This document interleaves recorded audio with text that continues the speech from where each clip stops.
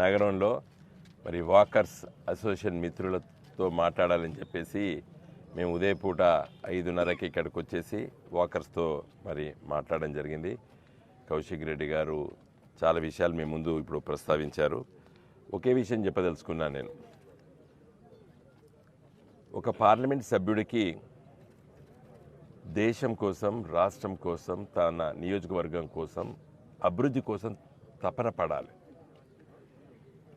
నేను కరీంనగర్ పార్లమెంట్ నియోజకవర్గ పార్లమెంట్ సభ్యుడిగా 2014 నుండి 19 వరకు నేను పనిచేశాను.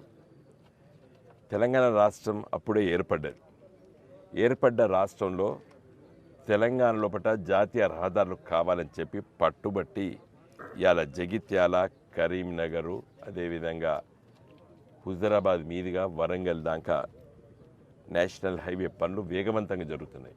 ఆ రోజు సర్వే కానివ్వండి, దాని రీఅలైన్మెంట్ కానీ అవన్నీ కూడా రైతులతోని నేను ప్రత్యేకంగా కొన్ని కిలోమీటర్లు కూడా నడవడం జరిగింది ఆ రోజులలో. దీనికి ఎవరి సర్టిఫికేట్ నాకు అవసరం లేదు.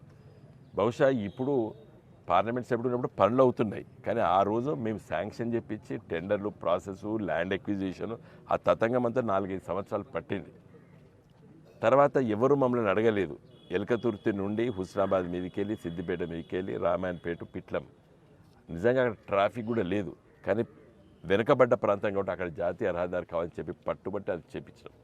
ఇలా హుజరాబాద్కి ఈ బైపాస్ రోడ్డు వాళ్ళకి అర్థం కాక సెటిలైట్లో మ్యాప్ చూసేసి హుజరాబాద్కు ఆవల వైపు నుండి మరి జాతీయ రహదారి తీసుకొని ల్యాండ్ ఎక్విజిషన్ నోటిఫికేషన్ వచ్చిన తర్వాత రద్దు చేపించి జమ్మికుంట, హుజరాబాద్ మధ్యలోకి వెళ్ళి పోతేనే ఈ 2 పట్టణాలు అభివృద్ధి చెందుతాయని చెప్పి దాన్ని మళ్ళీ తీర్చిదిద్ది రీఅలైన్మెంట్ చేసినప్పుడు కూడా చాలా సమస్యలు వచ్చినాయి రైతులతో. వాళ్ళందరినీ ఒప్పించి మరి ఇలా ఆ పనులు వేగవంతంగా అవుతున్నాయి. కాజీపేట నుండి కరీంనగర్కి నేరుగా రైల్వే లైన్ వస్తే మరి దక్షిణ భారతదేశం నుంచి వెళ్ళి మరి పశ్చిమ భారతదేశం పోవడానికి మరి నేరుగా రైలు ఉంటుందని చెప్పి కాజీపేట నుండి మరి ఎల్లాపూర్ అంటే హసంపర్తి రైల్వే స్టేషన్ నుండి దండేపల్లి మీదకి వెళ్ళి, హుజరాబాద్ మీదకి వెళ్ళి, శంకరపట్నం, తాడికల్లు, తర్వాత అన్నారం, ఏది మన మానకొండ్రు పక్కకు ఉంటుంది, అక్కడ నుండి తీసుకెళ్ళి కరీంనగర్ వరకు రైల్వే సర్వే చేపించడం జరిగింది నేను పార్లమెంట్ సభ్యుడిగా ఉన్నప్పుడు. అది దాన్ని రిజెక్ట్ చేసినారు. మళ్ళీ మా డిమాండ్ పోని మొన్న కూడా మళ్ళీ దాన్ని రీసర్వే కూడా చేస్తున్నారు. అంటే నేను చెప్పే విషయం ఏంటంటే తపన ఉండాలి, అభివృద్ధి జరగాలని చెప్పి. ఇలా హుజరాబాదు, జమ్మికుంట ఈ 2 కూడా ట్విన్ టౌన్స్. ఈ ట్విన్ టౌన్స్లో ట్విన్ సిటీస్గా మార్చాలని చెప్పి అభిప్రాయం కౌశిక్ రెడ్డి గారికి, మా అందరికీ ఉన్న మా ఉద్యమకారులకు అందరికీ ఉన్నది. ఇది కరీంనగర్, వరంగల్ మధ్యన ఒక గొప్ప నగరాలుగా తీర్చిదిద్దాలని చెప్పి అభిప్రాయం మాకున్నది.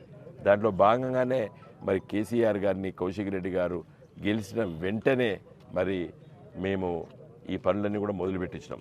వారు ఎమ్మెల్సీగా ఉన్నప్పుడు కేసీఆర్ గారి దగ్గరికి వెళ్ళి 10 కోట్ల రూపాయలు శాంక్షన్ చేయించినండి. ఈ గ్రౌండ్కు 10 కోట్ల రూపాయలు, మీ పనులన్నీ చూడండి ఎంత మంచిగా స్లాబ్ దానికి వచ్చినాయి, ఆడ పిల్లర్స్ వేసినారు.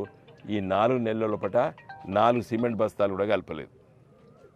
4 నెలల కాంగ్రెస్ ప్రభుత్వం లోపల 4 సిమెంట్ బస్తాలు కూడా కలుపుతలేరు. ఇప్పుడు అన్నిటినీ ఆపేసింది కాంగ్రెస్ ప్రభుత్వం. ఎందుకు ఆపిందంటే జవాబు లేదు. అంటే కౌశిక్ రెడ్డి తీసుకొచ్చిండు కాబట్టి ఆపాలి. ఒక కక్ష సాధింపు చర్యలు తీవ్రంగా ఖండిస్తున్నాం. ఇవన్నీ కూడా పనులు జరగాలి.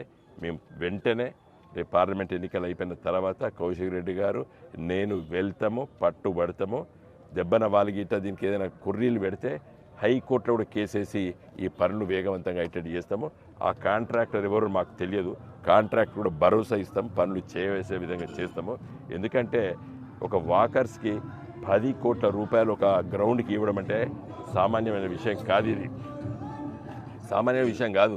ఎంత ఒక సింథటిక్ ట్రాకు, క్యాఫ్టేరియా, అంటే సాయంకాలం పూట భార్య, భర్తలు, పిల్లలు, మన్వన్లు, మన్వరాన్లతోని ఒక ఉల్లాసమైనటువంటి వాతావరణం కావాలని చెప్పి ఆలోచన చేస్తాం. ఒకటి చిన్నపాటి రీడింగ్ రూమ్ కూడా పెట్టాలని చెప్పి కూడా మేము ఆలోచన చేస్తాం. మంచిగా పత్రికలు వస్తాయి, కూర్చుంటారు. ఒక cafeteria, coffee, tea. Hyderabad, Bombay, Delhi, Calcutta, Chennai లాంటి మహానగరంలో ఉన్నటువంటి పౌరులే ఎంజాయ్ చేయాలన్నా, హుజరాబాద్ లాంటి పౌరులు ఈ సౌకర్యాలు వద్దా అనే ఆలోచనతో మేము ఉన్నాం. కాబట్టి దయచేసి మిత్రులు, నేను అడిగేది ఏంటంటే అభివృద్ధి కావాలంటే నన్ను గెలిపియండి. పార్టీలకు అతీతంగా కూడా మీరు మద్దతు ఇవ్వాలి. పార్లమెంట్లో చాలా సమస్యలు వచ్చినప్పుడు గొంతు విప్పి మాట్లాడేటోళ్ళు కావాలి. గత 10 సంవత్సరాల మోడీ గారి ప్రభుత్వంలో నేను చేసిన 5 సంవత్సరాల పనులు వేరే చేసుకోండి, తర్వాత చేసుకోండి. ఇలా 32 జిల్లాలు ఏర్పడితే మెడికల్ కాలేజ్ పెట్టాం, ఒక్క పైసా బీజేపీ ప్రభుత్వం ఇవ్వలేదు.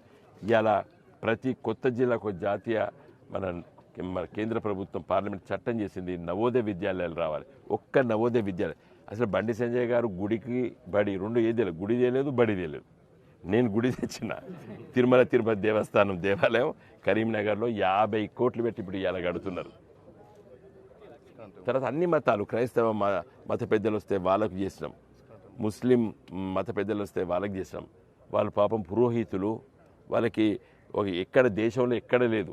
బీజేపీ పాలిత రాష్ట్రాల్లో కూడా దేవాలయాల్లో, మసీదులో, చర్చిల్లో మరి పూజలు చేసేటువంటి వాళ్ళకి ఆర్థిక సాయం చేయాలని చెప్పి, జీతభత్యాలు ఇవ్వాలని చెప్పి నిర్ణయం తీసుకున్నటువంటి ఒక సెక్యులర్ ప్రభుత్వము ఇవాళ కేసీఆర్ గారి నాయకత్వాన్ని నడిచింది.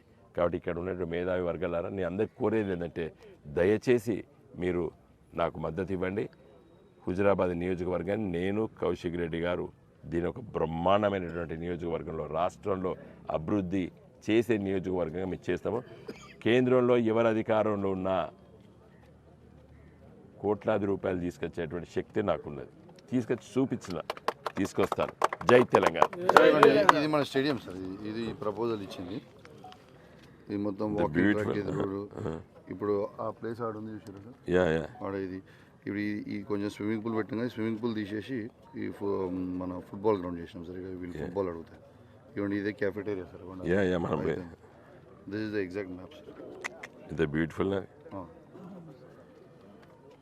చేద్దాం, మళ్ళీ వచ్చేది మనమే.